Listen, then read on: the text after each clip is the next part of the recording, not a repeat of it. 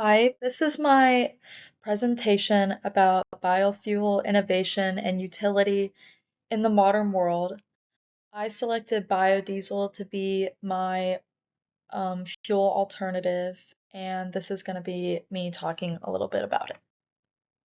So, for a little introduction, biodiesel is a biofuel made primarily from oily plants and algae. The fuel has found its greatest success in Europe and is used in diesel engines and is often blended with petroleum diesel fuel in different ratios. Biofuel has a first documented use as early as 1900, but difficulties in production and use led to it not being as much of a popular fuel alternative. The modern form of biodiesel was patented in the 1930s, which is made using vegetable oils for fuel use. The biological material used to produce biodiesel primarily relies on a variety of lipids categorized by virgin vegetable oils, animal fats, and algae.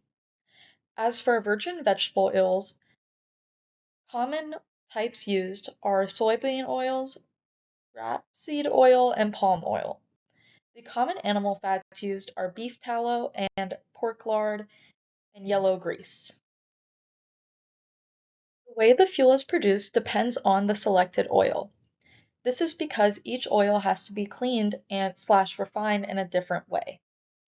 Virgin oils, for example, are refined, though not to a food grade level, often to degum and remove the phospholipids. Recycled oil, such as yellow grease, is processed to remove impurities from cooking, storage, and handling. The fuel is then produced via the transesterification of each oil.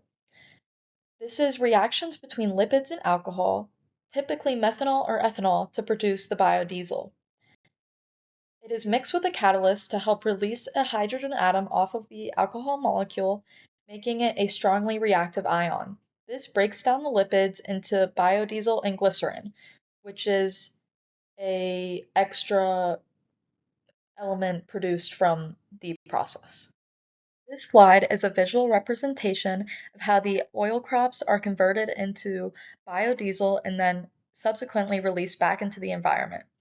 The crops harnessed energy from the sun via photosynthesis and then are transformed into a different form of energy so that that can be used to power vehicles and other combustion-based engines, which then release that CO2 back into the atmosphere, which is utilized during photosynthesis again. Developmentally, biodiesel production is on the rise, which advancements in technology and increased consumption contributing to that.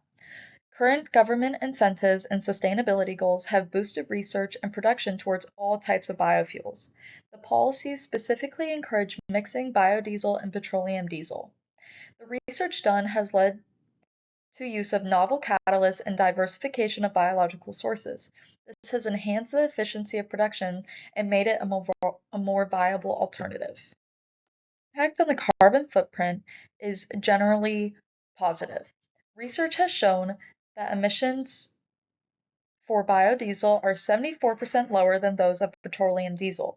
The graph shown shows that the greater the percent of biodiesel, the greater change in percent in emissions.